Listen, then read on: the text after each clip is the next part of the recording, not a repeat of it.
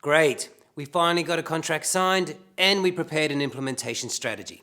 Now we can relax and let the contract run its course. Hold on. Procurement doesn't stop at the contract. In fact, the contract term is where you see all your hard work pay off. Let's see how we go about contract and performance management to realise the benefits scoped out in the contract and to deliver more value. The process should be written into the contract so all parties know what the rules of play are going to be. Either way, ground rules need to be agreed, and these are the basics. Reviews, when and where you're going to meet.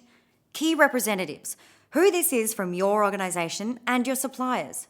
Key performance indicators, what factors determine success and how will it be measured. And rewards and consequences for exceeding or failing to meet performance. You'll need to regularly measure, monitor and review your own and your supplier's performance over the duration of the contract. But remember, each category requires a different level of attention, so regular does not mean the same for all. Okay, so how do we monitor and assess suppliers? KPIs are measures to show whether contract objectives are being met or not. It helps you monitor activities which, if not properly performed, are likely to cause anything from severe losses to outright failure.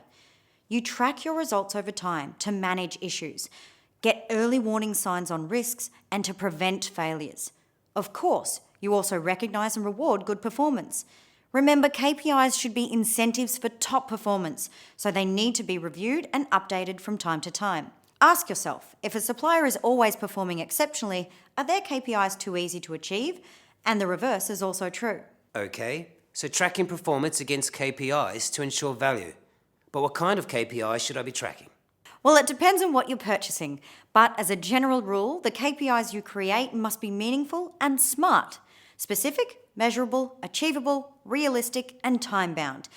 Let's look at the simplified example. First, what's your core objective? Second, what does success look like? And third, how are you going to measure it? Let's take another one. The core objective is timely delivery. Success is to have no major disruption to production line. Measurement is based on the number of times production line is stopped for beyond an acceptable timeframe due to no supply.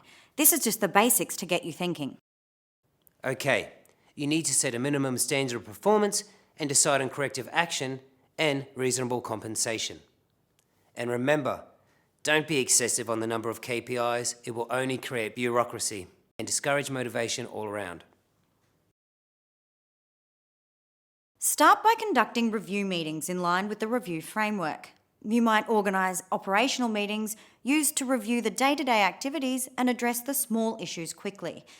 It's a check on the general health of the contract, and it builds relationships at ground level. Or joint management meetings to review contract progress and ongoing performance. Here, you work on resolving major issues and look at ways to drive strategies. It's more about strengthening the relationship and making improvements along the way. And executive level discussions involve senior management from both sides and are typically used with select suppliers to focus on critical and strategic business objectives. Let's look at an example of when things go wrong. A financial services firm relies on print materials for their customer records. Printing accuracy, paper quality, and timely delivery are a few crucial points. They had KPIs and scheduled review meetings with their main supplier, and everything seemed to be going well. But communication started to become less frequent and KPIs were often not tracked. It had just become a tick-the-box exercise, so what was the point? But what really happened? A few minor issues arose, but nothing alone created any major dramas. Over time, this was left unresolved and so became far worse. The KPIs didn't quite reflect this and meetings weren't held frequently enough to discuss it. You can start to see what the impacts could possibly be and how they could have been avoided. It seems obvious, but when things are going well, it's easy to lose momentum on active management. Trying to monitor and measure all of your suppliers in the same way would not be efficient or worthwhile. So how do you know what the right level of management should be? First, you can use spend and risk positioning to set a baseline. Remember, this framework is not a one-size-fits-all, but an easy starting point. So ask, where can you drive the most value? And where do you need to reduce the most risk? Some performance management arrangements require a more sophisticated approach, like dedicated supplier relationship management.